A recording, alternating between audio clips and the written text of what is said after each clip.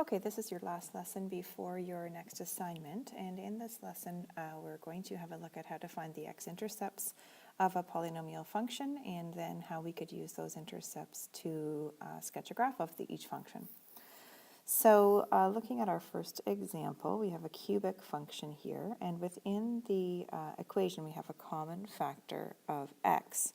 So bear in mind when you're finding the x-intercepts, we know that at the x-intercepts y equals 0. So at the x-intercepts, we know y equals 0.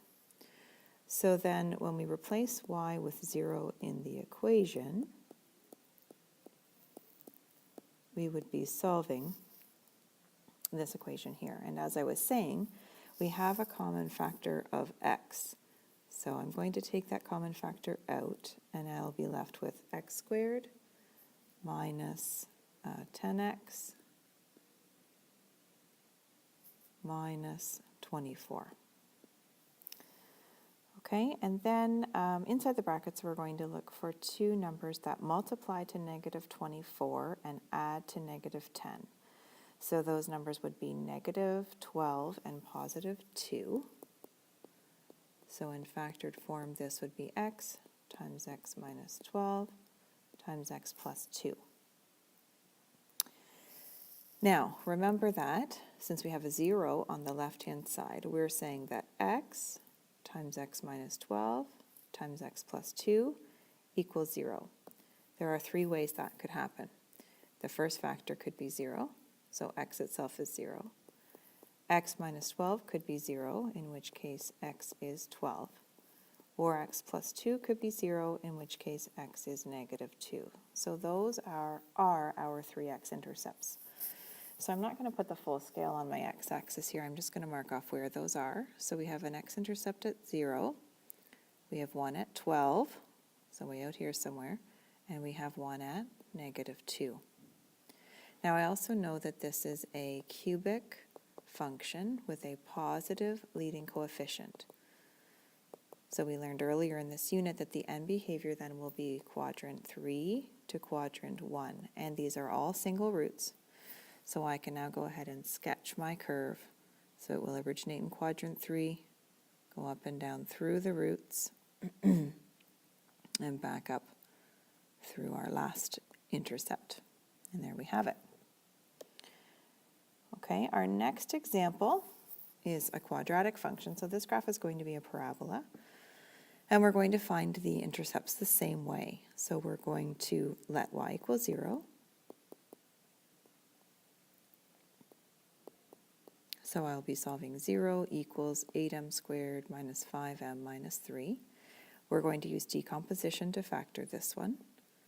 So two numbers that multiply to negative 24 and add to negative 5 would be negative 8 and positive 3. But since we're using decomposition, we're going to use those two terms to break down or decompose our middle term here, our minus 5m. Then we'll factor by grouping.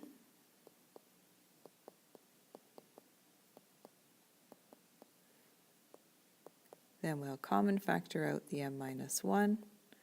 And our other factor would be 8m plus 3. Okay, now similar to the last example, if m minus 1 times 8m plus 3 equals 0, there are only two ways that could happen. If m minus 1 is 0, then m is equal to 1. And if 8m plus 3 is 0, then m is equal to negative 3 over 8. So those become my two x-intercepts. So we'll mark them off. I guess m-intercepts in this case, that's our variable. And negative 3/8 is not quite negative 1/2, so we'll mark that off here. And for this one, we know, again, that it's quadratic positive, so it's going to be a parabola that opens up, as in the end behavior will be quadrant 2 to quadrant 1. For these ones, it can also be helpful, as I was showing you before, to find the y-intercept. So at the y-intercept, suddenly my pen is not working, x would be 0, or m, I'm sorry, would be 0. So if we replace m with 0 in the equation, then we can see the y-intercept is at -3. So we'll mark that off here.